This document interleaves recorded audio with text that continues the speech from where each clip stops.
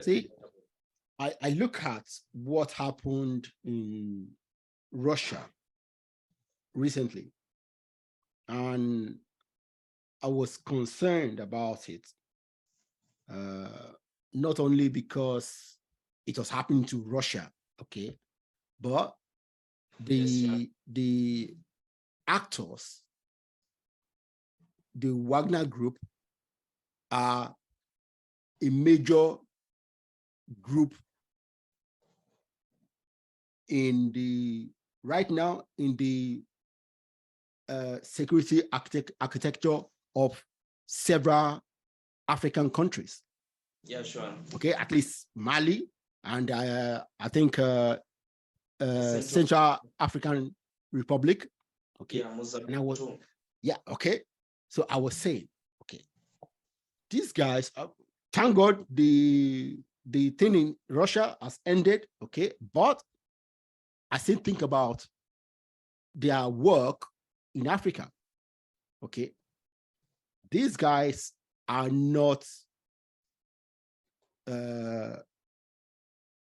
part of the Russian military. They are private. Yeah, sure. Okay. If they are so powerful that they could challenge a country like Russia, what would they do if anything happens that doesn't go well with them in Africa? See, for me, it's a big security issue. Exactly, that's a big security issue. Actually, it's a big threat to African nations, and it, of course, it raised alarm. It raised alarm to the whole world. So I'm saying it's a global issue, and it's actually it's something that is all the issue of Wagner trying to, of course, infiltrate the Russian militaries, also, of course, threaten President Putin's regime. It's an issue that the world watched, and the world was concerned about how this private military company would actually come and try to infiltrate the government and its own, especially at the time when Russia is trying to fight a war that it should not lose in Ukraine. So that issue was, it raised a lot of eyebrows, because as an expert, we are concerned about how, or the impact of this Wagner group and other private military companies that would stand on, or that would stand on the way of the president and person who has contributed to the growth and development. And of course, these people, when they are in Africa, of course, the Wagner group, they are not in Africa as a just private military group. They are here sanctioned by the government of Russia, and they are advancing interests here in Kenya, in Africa. So when we see them threatening the Russian regime and the Putin's regime, we are much concerned and worried about what would happen if Putin and this man is called and the Wagner boss fall out. What actually would happen? What would happen if the demands of Wagner group are not met by the Putin's regime? Does it mean now we shall be having a Russia which is polarized? And how would it impact Africa when it comes to security issues? Because much of when we see these private mercenaries, they are sent to battlefields where there are wars. And these people, they are in wars that they are advancing the Russia's interests here in Africa. What actually is happening when we see that? Of course, the Western media was so much aroused about it, because they are the people who actually informed the whole world about what's happening in Russia and what's happening between Prigozhin and Putin.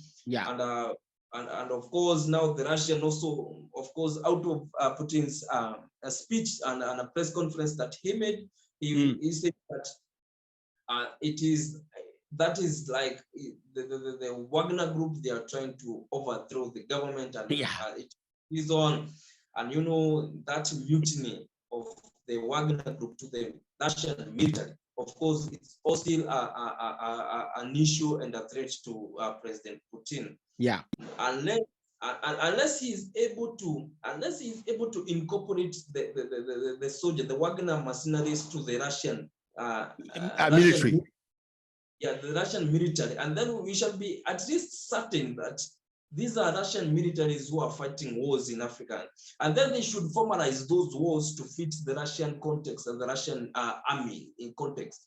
Because we look at how states develop or a state enter into they enter, of course, into security agreements.